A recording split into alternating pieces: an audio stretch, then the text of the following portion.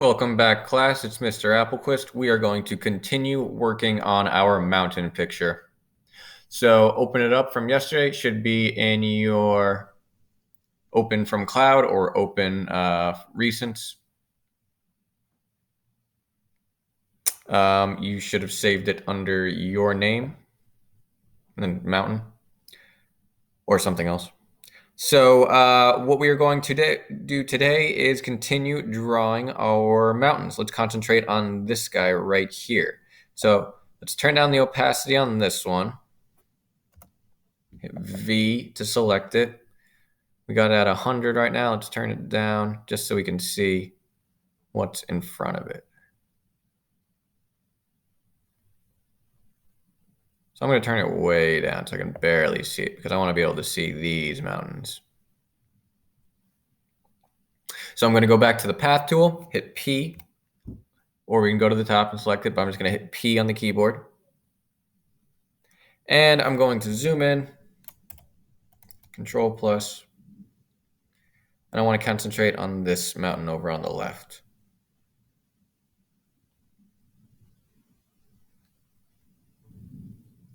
So this mountain, I think we're just going to end it right here. So it's going to go from here all the way to here. And then we'll concentrate on this guy in front of it. So start from the edge.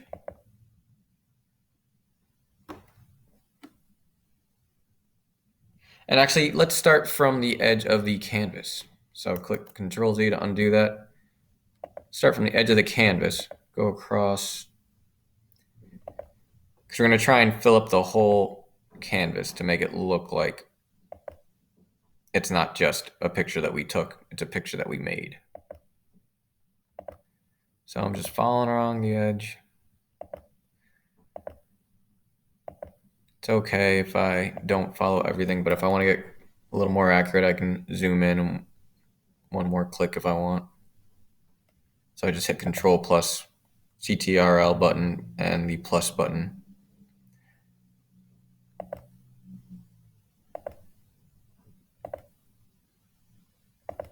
I mean keys on the board. Control key and the plus key on the board to zoom in. But as you can see, I'm just going around. And I'll zoom in and show you. I actually am not that accurate. I kind of missed some of these spots. I kind of just skipped over them.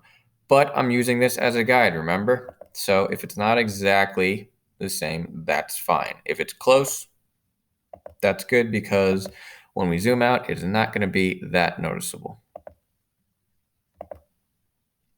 So with mountains, it doesn't matter. With other things, it might matter.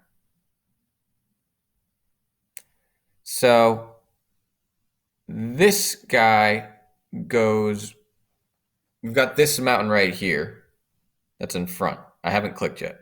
So I'm just going to pretend like I know what's behind it. I just made a little crevice there, a little valley.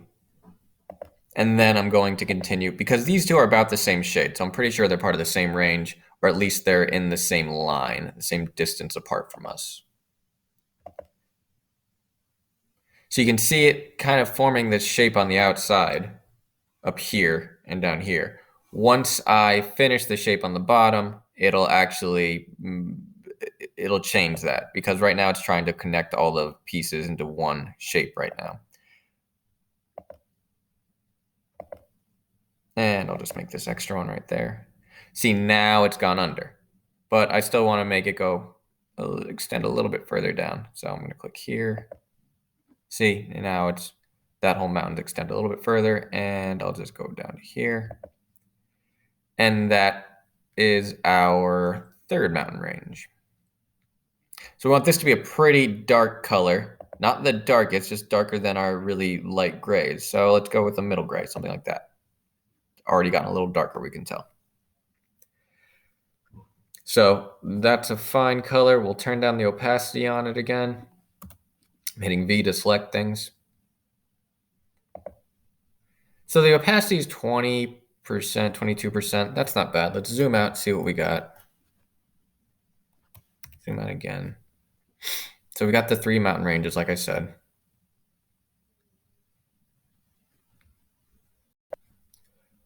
So we've got these 3 mountain ranges, and we want to make this next mountain range right here, this dark one right here. So first we're going to label this guy that we just made, and he should be the one on top because it is the closest one right now. This light one in the back is our furthest one. Then we've got this one just above it. You can see them highlighting up here. So this is the second layer. And then our furthest layer up we got right here. And we're going to call this, we will call this Middle Gray Mountain because I haven't got a more clever name than that. We'll call this Paramount because it reminds me of the Paramount Mountain, the logo from the Paramount. If you guys know the movie studio company Paramount, their logo is a mountain. And it kind of reminds me of the Paramount logo. So I've got it named Paramount.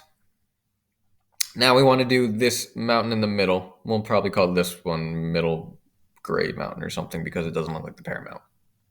So let's go back to the path tool. And we're actually going to lock this because I've got to overlap it. So I want to lock it right now. Now I can't move it. And I'm going to lock that back one too. Anything that's going to overlap and interfere with this mountain right here, this dark gray right here in the foreground, one that I'm highlighting right now or just scrolling over. So let's turn off the far mountain too. Turn off the white one in the back. So I really don't like this hump right here. I'm going to try and pretend that I don't see it. I'm going to zoom in. And I see a faint little line here, so I'm going to follow that. For some reason, something about this just doesn't look mountainous to me. So I'm just going to pretend that I don't see it. I'm going to go around it. So go to the path tool, hit P on the keyboard. And we'll start right here. Why not? I think it looks like it's there.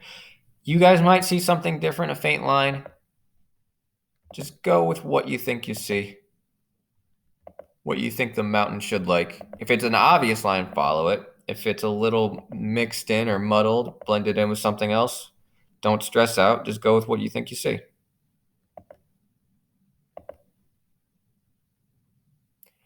If things look like they're going to be like in line and you want it to look more craggy and rocky and jagged, then you can do that. Like I just decided to completely not use that mountain. You guys can choose to mold the landscape as you think it would look or should look.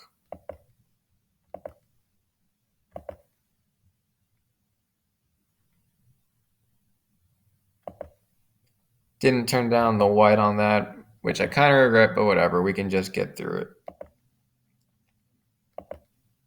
Can still see that edge line. Not too blurry for me to follow. So just following along the edges, making my pointed mountain peaks. Just following along this mountain range, ridge, whatever you want to call it.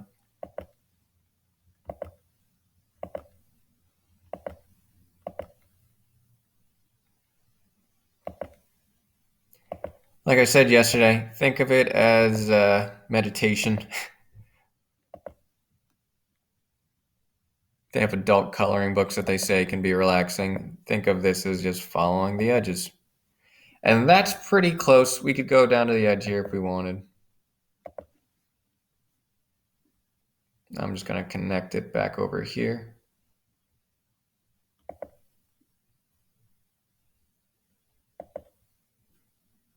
And now we have our completed shape. Let's zoom out. Quite a mountain range.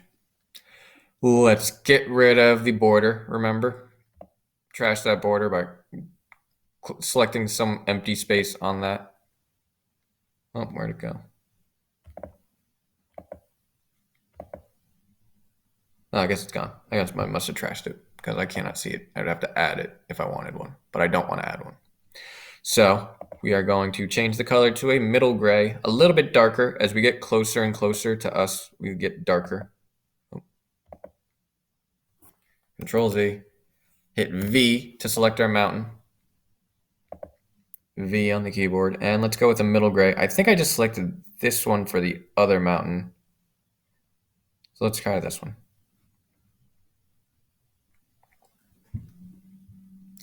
We only really have 2 more mountains, so it's okay if we go to black for them or just short of black because these trees are going to be black.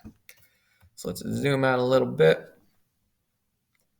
And if you want to just check what you have so far. So let's turn down the opacity on this. And let's work on getting this mountain edge right here. So we'll select P on the keyboard. Actually, let's name this guy first. Yeah, let's V to select your stuff, right? You want the selection arrow.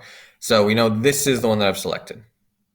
See how it gets highlighted over here on the board when I select it? So I want to change the name of it to, we're calling it Middle Gray Mountain. Because it's in the middle of the page and it's a middle gray. So Middle Gray Mountain.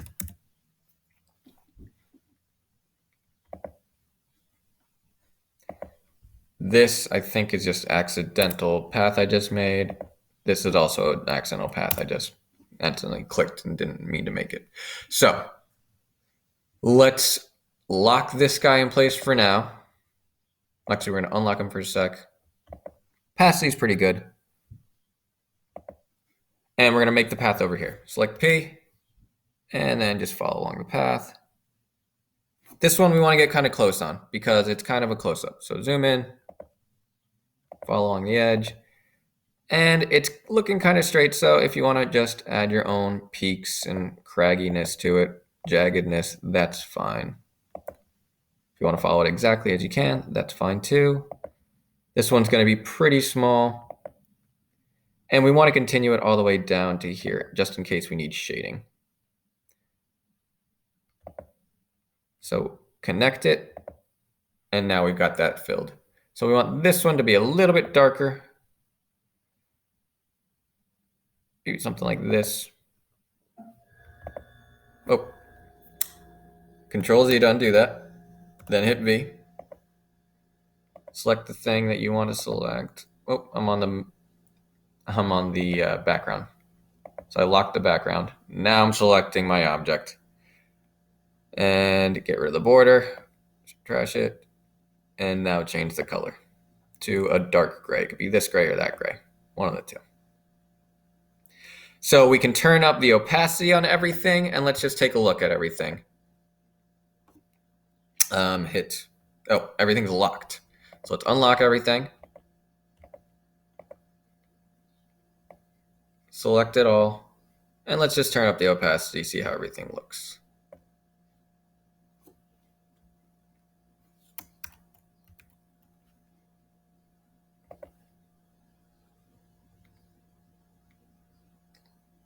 Paramount. Why can't we see that? Oh, you got to turn up the opacity. So we're on our way. Get to this point, guys. Save it and upload it. All right.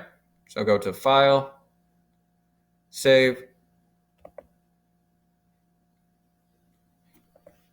Your name, Mountain.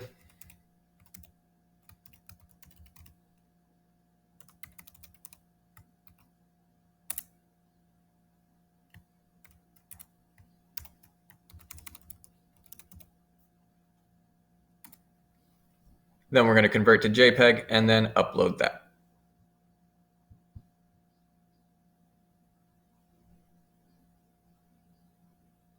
Make sure it finishes syncing. Still jumping, still jumping. Now it's finished. So then you're going to go to Export, JPEG, and you're going to upload that JPEG.